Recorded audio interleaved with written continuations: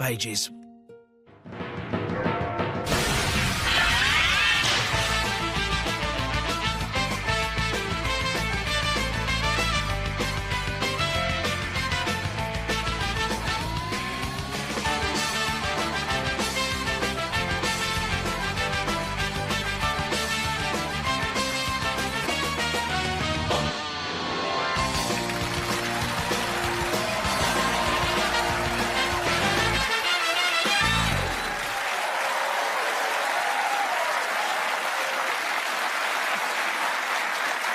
Good evening and welcome to Have I Got News For You? I'm Mel Giedroyc. In the news this week, after some of his constituents are kidnapped on holiday in the Amazon, Ed Davey goes in to negotiate.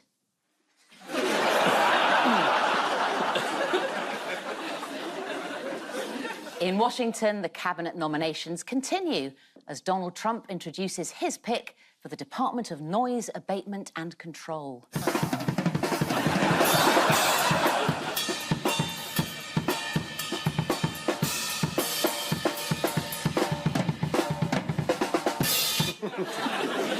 And at a black market in London, one man tries to haggle for a new chimney sweep.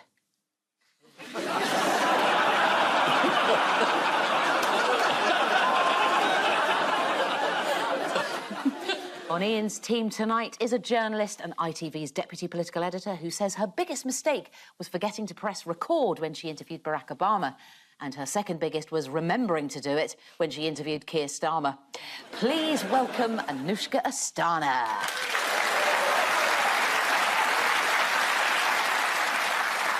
And with Paul tonight's a stand-up comedian who once appeared in an advert with David Beckham. I don't know which one. If it's David Beckham, it could be anything from luxury cars to dog-worming tablets. Please welcome Jamie MacDonald. We'll begin with the bigger news stories of the week. Paul and Jamie. Yes. Right. Here is yours. OK, so we've got Joe and Jill Biden walking across the beach. He's stumbling on the sand a little bit. He's had a few. Hunter Biden looking a bit worried, walking around the back of a group of people. Donald Trump hitting the golf ball. And somebody with a big handmade sign of "Lock Biden Up." Yeah, I get that, yeah. Is it about the pardon that Joe Biden said he was never going to give his son, and now, just before the end of his presidency, he's going to give him it? But he's let him off for any offence that he might be found guilty of within the whole 10-year period, whatever it is. Yes. But it does mean now no one can stop Trump pardoning anyone he feels. But he would have done that anyway, though, wouldn't he? That's probably true, but as a Democrat, I think Biden's final legacy will be that no one will ever vote for the Democrats again. Because of that? Yeah, because they say, you know, you were meant to be the honest party. You didn't let people off for no reason. You promised you wouldn't. Well, you know what kids are like? It's all nip, nip. Dad, pardon me, Dad. Pardon me, I'll fucking go on then. Your pardon, shut up. Yeah.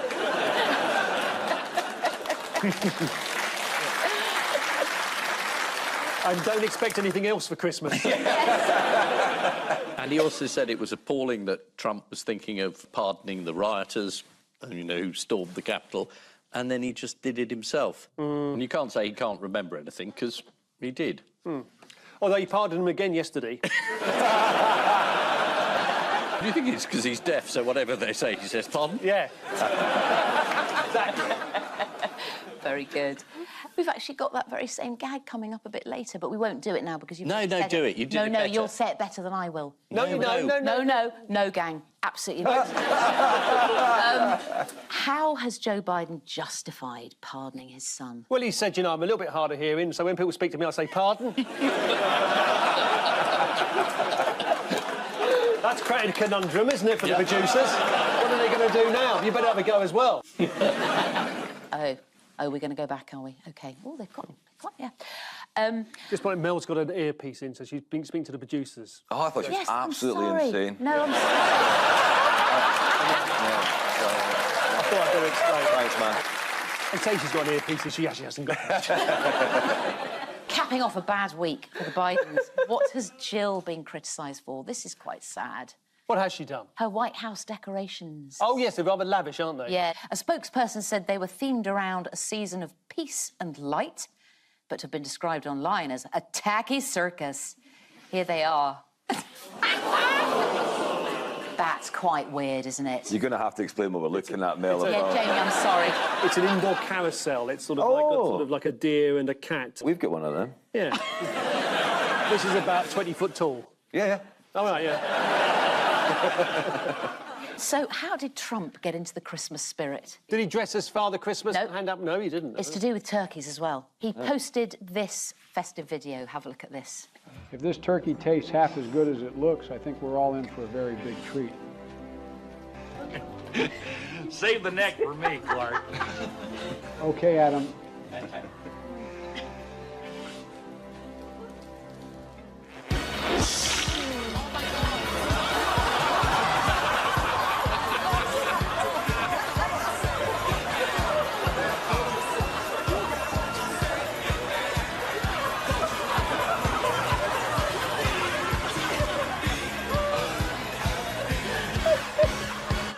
Jamie, if I describe to you what I've just said,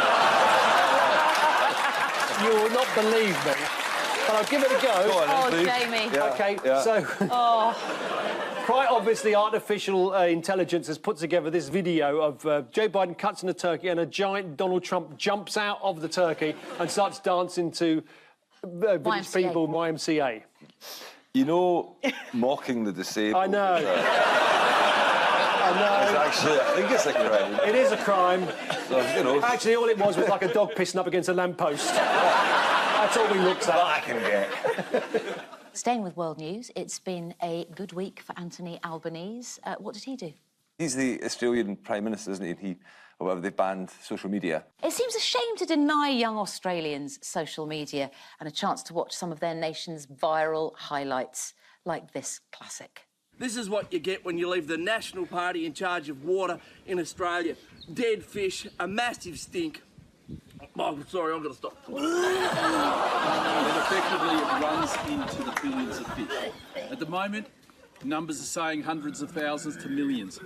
This river system will run about another 150 kilometres. So if you have these type of quills up and down, you'll be talking of billions of fish being destroyed by this government. Any last words, Dick? I feel sorry for Jeremy, I'll tell you. Oh, I've gone a bit burpy after seeing that bloke. Does anyone else get that when you see someone else retch? I'm so sorry. Yeah, this is Joe Biden's shocking U-turn pardoning his son Hunter after repeatedly promising he wouldn't. The presidential pardon goes back all the way to the days of George Washington, who spared the lives of 2 rebels in 1795, an act of mercy that made a great impression on a young Joe Biden. Joe Biden's act of clemency towards his own son should come as no surprise, as every time anyone says anything to him, his immediate response is, pardon?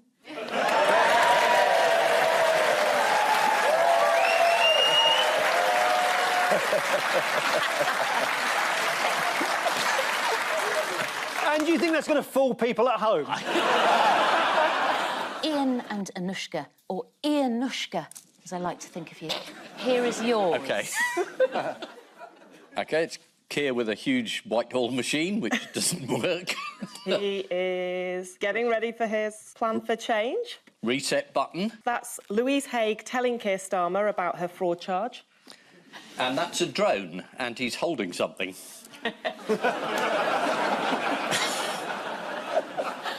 You said reset. You're absolutely bang on the money. There was a button marked reset, which we saw pressed. They definitely went for the more literal picture there. Didn't have to be Sherlock Holmes to get that, did you?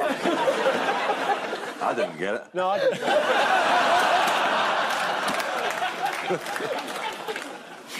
It's the Labour government's big relaunch after the previous reviews, resets and reboots didn't actually work. He's been in power for about 5 minutes. Yes.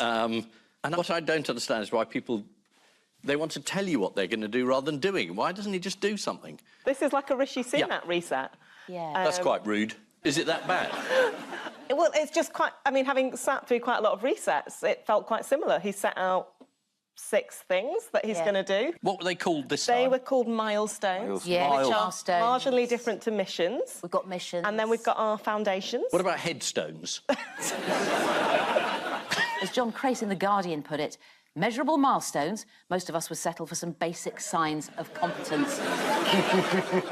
And Labour sent one of their child MPs, Chris Curtis, to stick up for the government on Newsnight. But Victoria Derbyshire rather rudely drew attention to something unpleasant on his clothing. That must be the sort of bogey on your shoulder. Now, guys, did you hear Starmer trying to lighten the mood in a speech that he gave at Pinewood? Well, he went to Pinewood to add some glamour, didn't he? Yes. If you haven't seen it, you need to see this. This is Keir Starmer with a belter of a joke. Yes. You know, the leader of the opposition thinks that if you do a couple of shifts in McDonald's, then you can become working class. So by that logic, if I keep coming back here, I could be the next James Bond. Oh. 00 no. I've got sand in my knickers. Do you know that feeling? Do you know that, Paul? Which James Bond film is that? You have sand in your knickers, Mr. Bond. Well, you weren't expecting that. Yeah. Keir's got a new cabinet secretary, hasn't he, who's going to help sort things out. Who is he? He's called Sir Chris Wormold, and he's the first Tolkien character to be... According to The Guardian, it sounds like he's going to fit right in. New top civil servant Chris Wormold is a safe pair of hands, but devoid of charisma. What did Keir say this week about Britain's relationship with America and its other allies? It's possible to be friends with both America and with Europe. And given our powers of diplomacy, we can be enemies of both of them. Yeah. Now, Keir was making his foreign policy speech at the Lord Mayor's banquet in full evening dress. This might just be me, gang. Have a look at this. Does he remind anyone else in the room of the ventriloquist doll, Lord Charles?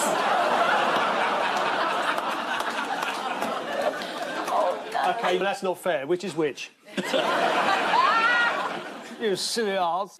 Now, exciting times. We had the first cabinet resignation of the new government. Yeah. Transport Secretary Louise Haigh was forced to resign for not declaring a spent conviction. She says she told Keir about it years ago, but that didn't save her. The details were leaked to The Times, which commented the timing could not have been better, coming as the Commons prepared to vote on assisted dying, making it a good day to bury bad news. Anyway, I mean, Keir had to fire her, a politician with a conviction. Yes. Keir Starmer was absolutely shocked when he found out about what Louise Haigh had told him 4 years ago. But surely we were told more detail had come to light. Yeah, more detail, but however many times I asked, they wouldn't tell me what that extra detail was. Yeah. Do you think there wasn't any? I think there were perhaps tensions between Louise Haigh and Keir Starmer. Right. And perhaps he was happy to let her go, and this gave him a reason. So, having thrown Louise Haigh under a bus, how did Keir Starmer then leave Rachel Reeves hanging? This was about her CV, wasn't it? The thing about Rachel Reeves is not about the CV this time. Oh, what's it about? About taxes. Rachel Reeves and taxes. Oh, yes. It's about whether they will raise any more in the future. Yeah. On her CV, though, I actually live next door to someone who worked with her as an economist in the Bank of England. He sent me evidence. I sent it on to a person who was accusing her of lying, and they were like, it was about the time that she did it, apparently. Oh, right. I slightly lied on my Spotlight entry, you know, the thing for... What, to get this job? What did you say? I think I said I could ride a horse. Ah, yeah. Everyone puts that, though, don't they? Yeah. If they want to be an actor, they say they can ride it. Jamie, have you ever lied to get any more? Yeah, I had to get my driving licence.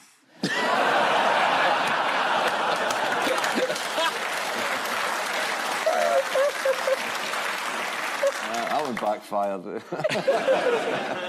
Well, despite all the criticism that Keir's government is really boring and inactive, shall we all have a little bit of Keir Christmas cheer? Yes. Yeah? Yes. Here he is, putting the fizz into Christmas, turning on the Downing Street lights. 5, 4, 3, 2, 1. Yay! It worked. Oh, he's the only one laughing. Also this week, the Labour government reverted to type and published a list of things that it wants to ban. What is it this time? What do they want to ban? Was this porridge? Yes, among other crumpets. things. Yeah. Labour wants to ban junk food adverts before 9 p.m. Yes. We're going to play a game, guys. Yes. We're going to play a game. Yes. The game I've devised... Have you devised this? No, I haven't. No. And you can't ride a horse either. That's another lie on my CV. It devises games. Yeah. Do you want to play a game, gang, of ban or scran?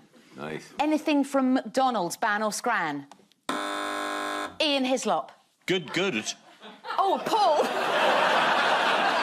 Did you put on your CV quiz show host? I heard the buzz from over there. McDonald's ban, must be. Absolutely. This is going really well. Yeah, 2 points over there. Right, probiotic yoghurt. Anushka Ban. is a ban because of all the flavours in the very flavoured ones. Right. Did you put top scientist? Now, this word I'm about to say is contentious. Is it? I say muesli. Muesli. What? Merton. Muesli. No, it's muesli. Muesli. Muesli. You're the only one saying it.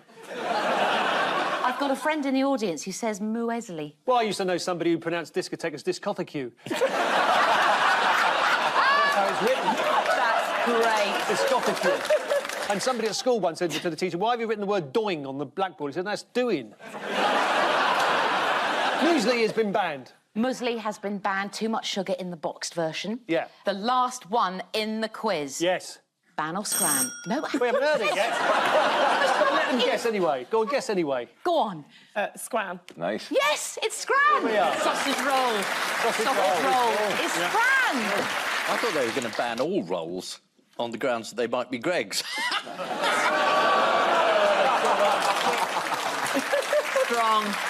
Strong. It caused actually a bit of tension in my house because my mum buys loads of crumpets, brings them round, gives them to us. Lovely. My husband hates crumpets. Does he? And out it came. He said that's an excuse to say no more crumpets in the house. Oh. Nice. Well, that's a sad story for Christmas, isn't it?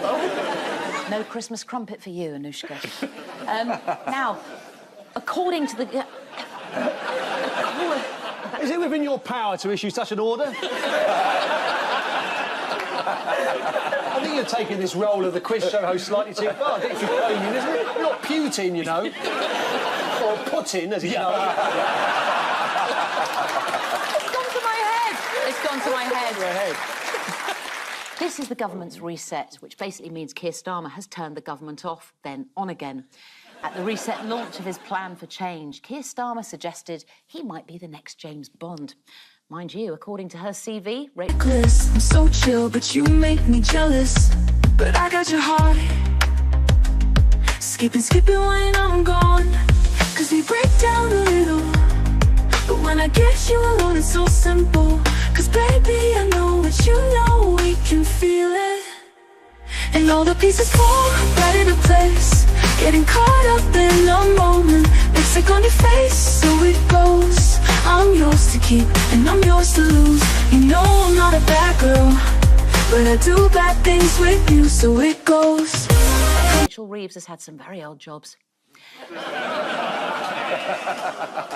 According to the Daily Mail, Louise Haigh once had a fling with Nick Knowles.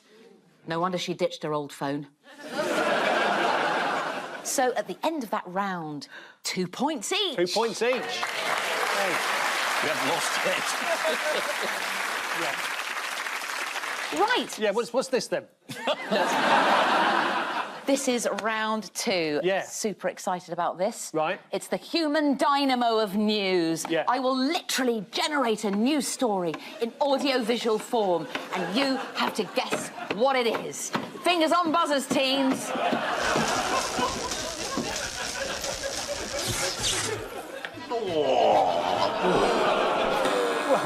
Well, we're looking at a picture of Greg Wallace, Jamie. Yeah, I got it from the... Whoa. Yeah. So this is the continuing awful story about Greg Wallace. More accusations are coming forward, more accusers are coming forward.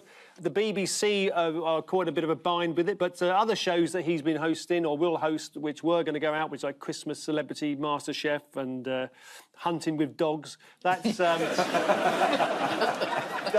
not going to be shown. Yes, this is the latest presenter scandal to hit the BBC. I mean, honestly, fancy broadcasting a cookery show where the presenters repeatedly resort to innuendo. So how did Wallace react to the initial allegations? By making things worse. Well, he put out the video on Instagram saying that yes. He just annoyed a handful of middle-class ladies of a certain age. Yeah, Greg Wallace has denied all wrongdoing. I did Celebrity MasterChef earlier in the year, and I am now... Well, it was very good, actually. I didn't win.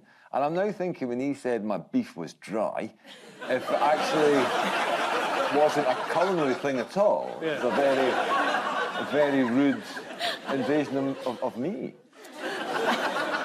How have the BBC responded to the scandal? Well, it ran the story on all news bulletins endlessly for days. Yeah. And then yes. It had special programmes about it afterwards, and then they showed MasterChef. After the news, they said, oh, we gave him a strict talking to. But it does sound like people did know about this a bit. Yeah. Quite a long time ago. And Paul, you correctly said they've pulled all further programmes featuring Wallace from the Christmas schedule. What, no Wallace and Gromit, guys? Although the wrong trousers was often his excuse for undressing in front of people, so... in other depressing TV news, Jacob Rees-Mogg's reality show has been released. What did we discover that Jacob Rees-Mogg likes as a little snacky treat? Is it members of the working classes? Just grilled lightly. I can't believe he's on television, a reality show. I know. He knows nothing about reality. His diet consists of almost no vegetables, and his favourite snack is a Greg's chocolate eclair, which was a very different thing on the MasterChef set. Sticking with TV, Ian, did you spot anything interesting on Match of the Day this week?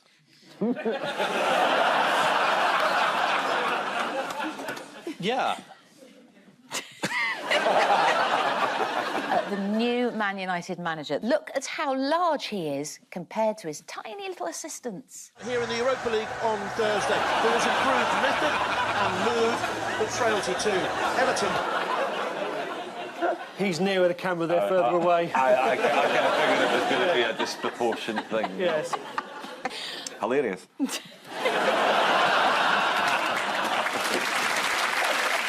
Fingers on buzzers, teams.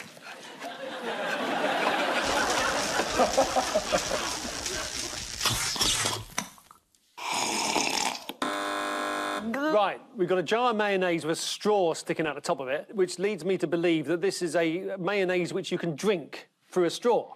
Absolutely. This is the news. A shop in Japan is selling drinkable mayonnaise.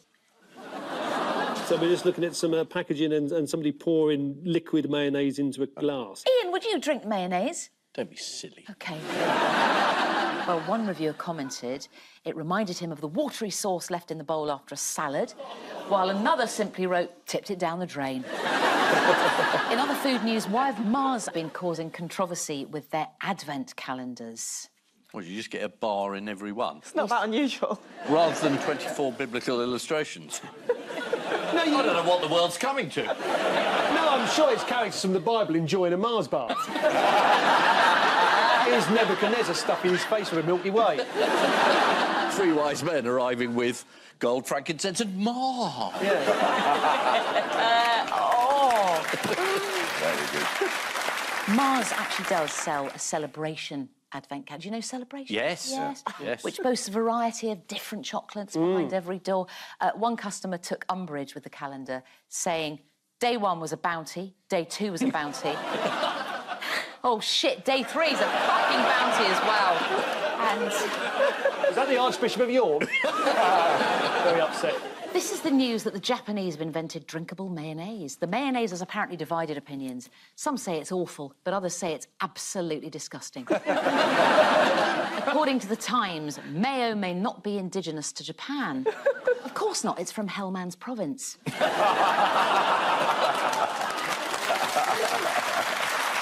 great joke.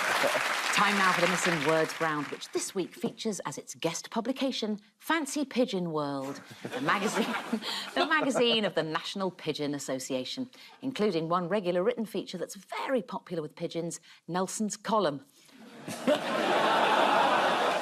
And we start with the big talking point at this year's Great Yorkshire Pigeon Show was when the Duke of Gloucester what? Opened fire. Flew out the window, crapped on a pigeon's head and said, how do you like it? No, it's a simple one. It's quite a simple one. Died. Not died. That would be a talking point. Yeah. Announced he was unable to attend. Oh. Yeah. The Duke of Gloucester did send his pigeon, though. In fact, that's how they got the message that he wasn't coming. Next, if you want to what this Christmas, you'll need a bottle of bubble bath and some underpants. Go on, Master Chef. It's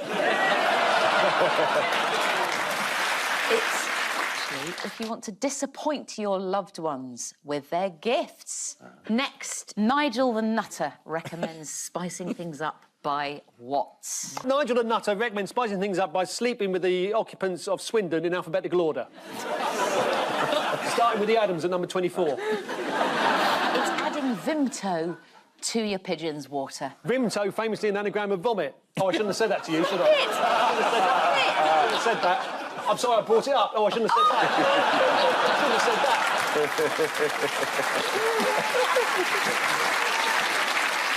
Finally, nativity scene in Gloucestershire surprises locals by featuring hot. Clive Myrie.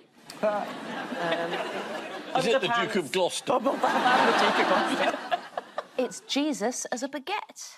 Yeah. Lest we baguette.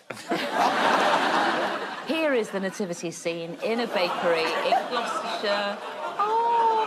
Well, the freeze-wise men seem to be potatoes. Are they potatoes or baps? I think they're baps. Now, I'm not saying anything against the basic tenets of the Christian faith, but it looks like the Virgin Mary is a bit of a fruitcake.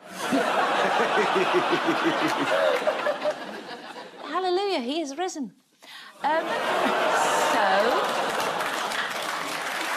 So the final scores are Ian and Anushka have 4 points. Paul and Jamie have 5 points. Oh, well done. But before we go, there's just time for the caption competition. A naked man with a cat's head. Oh, after backlash, emergency rebrand of Jaguar.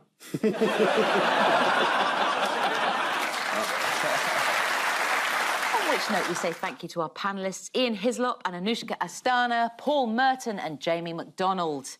And I leave you with news that in Florida, after agreeing to undergo a full medical examination before taking up office in January, the president-elect is told his proctologist is ready to begin.